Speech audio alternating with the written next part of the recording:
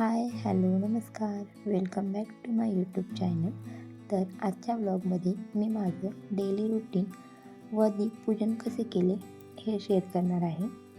तर इथे माझं सगळं कामं म्हणता येणार नाही, पण अंघोळ वगैरे साफ करून देवाची पूजा वगैरे करून झालेली आहे.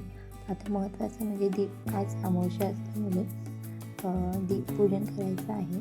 देवीची पूजा करायची आहे. तर त्यासाठी हा छोटासा ब्लॉग बनवलेला आहे. तर तुम्हाला हा व्हिडिओ कसा वाटेल हे मला कमेंटमध्ये नक्की सांगा. त्यानंतर इथे दीपपूजन का केले जाते ह्याची थोडक्यात माहिती मी तुमच्यासोबत शेअर करणार आहे. तर आषाढ महिन्यातील अमावस्येला घरातील दिवे, समई व पंत्या स्वच्छ करून त्यांची पूजा केली जाते. घरात सुख समृद्धी लाभावी यासाठी ही पूजा करतात. ही पूजा कशी करावी? तर घरातील सर्व लहान मोठे दिवे, समई स्वच्छ धुवून पुसून घ्यावे. पाटावर छान अशी रांगोळी काढून त्यावर दिवे मांडावे. दिव्यांना हळद, कुंकू, तांदूळ, फुले वाहवावी. दिव्यांमध्ये तेल किंवा तूप घालून दिवे लावावे. त्यानंतर नैवेद्य दाखवून आरती करावी. नंतर आपल्या घरातील लहान मोठ्या मुलांचे औक्षण करावे. तर अशा प्रकारे ही दीप अमावस्या साजरी केली जाते. तर इथे मी नैवेद्य तयार करायला घेते. इथे शेपूची भाजी करणार आहे. तर इथे मी शेपूची भाजी रात्री साफ करून ठेवलेली, कारण की सकाळी सहसा असा वेळ मिळत नाही भाज्या साफ करण्यासाठी. तर इथे शेपू कापून झालेले आहे. ते कांदा, लसूण, जिरा, मोहरी ची छान अशी फोडणी दिलेली आहे. त्यानंतर मुगाची डाळ त्यामध्ये टाकलेली आहे. मुगाची डाळ मी सकाळी भिजवून ठेवली होती, कारण की मुगाची डाळ शिजण्यासाठी थोडा जास्त वेळ लागतो. भिजवल्यावर लवकर शिजून जाते. तर ही टीप लक्षात ठेवा.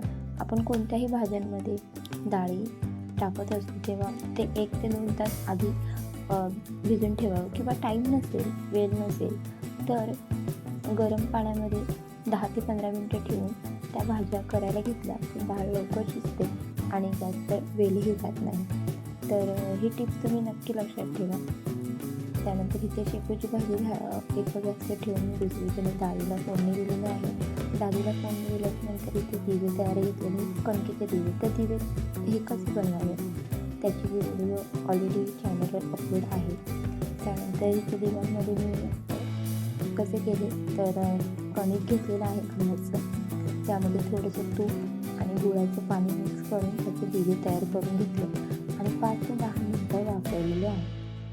त्यानंतर आपले दिवे तयार झालेले आहेत. इथे नैवेद्यासाठी मी खीर बनवते आहे.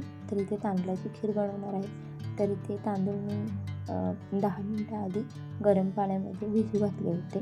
त्यानंतर इथे अर्धे तांदूळ तुपामध्ये भाजून पातेल्यात टाकले. त्यानंतर अर्ध्याची पेस्ट करून घेणार आहे, जेणेकरून तांदळाला खिरीला घट्टपणा येईल. अशा प्रकारे. तर इथे आपली खीर वगैरे तयार आहे. इथे मी ड्रायफ्रूट्स घेते. तुम्ही तुमच्या आवडीप्रमाणे कोणतेही ड्रायफ्रूट्स यूज करू शकता. इथे मी छान असे तुपामध्ये भाजून मग ते तांदळाच्या खिरीमध्ये टाकते. इथे मी 1 कप तांदूळ घेतले होते, तर साखरही 1 कप टाकलेली आहे. वाटल्यास तुम्हाला जास्त गोड खायचं असेल तर तुम्ही एक्स्ट्रामध्ये टाकू शकता. तर आपल्या इथे खीर सगळं तयार झालेलं आहे. नैवेद्य इथे मी रात्री कोथिंबीरची वडी करून ठेवली होती, ती सकाळी फ्राय करून ती नैवेद्यासाठी ठेवलेली आहे. तर इथे ताट आपलं तयार करूया. डाळ, भात, खीर, चपाती जे काही केलेलं असेल ते सगळं पदार्थ ठेवून आपण नैवेद्याचा ताट तयार करून घेऊ. तर इथे माझं ताट तयार करून झालेलं आहे. नैवेद्य घेतलेलं आहे, बघू शकता तुम्ही.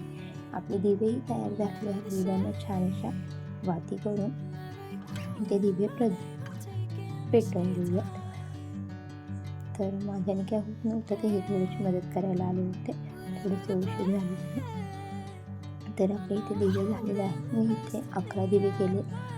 थोडंसं पीठ राहिलं होतं तर त्याचे एक्स्ट्रा दिवे केलेले आहे. तर आपण इथे आपल्या प्रमाणात कितीही दिवे करू शकतो. 10, 11, 21, 6, 9 अशा प्रकारे हे दिवे केले जातात. तुम्ही कोणत्या प्रकारे हे दिवे करू शकता. त्यानंतर इथे पूजन मी करून घेते. पूजा वगैरे झाली, तुळशीला एक दिवा ठेवावा आणि आपल्या घरातील लहान मोठे माणसं त्यांची पूजा करावी. तर आजचा ब्लॉग तुम्हाला कसा वाटला हे मला कमेंटमध्ये नक्की सांगा.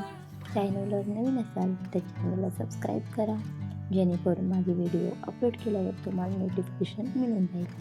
धन्यवाद. भेटूया पुढच्या व्हिडिओमध्ये.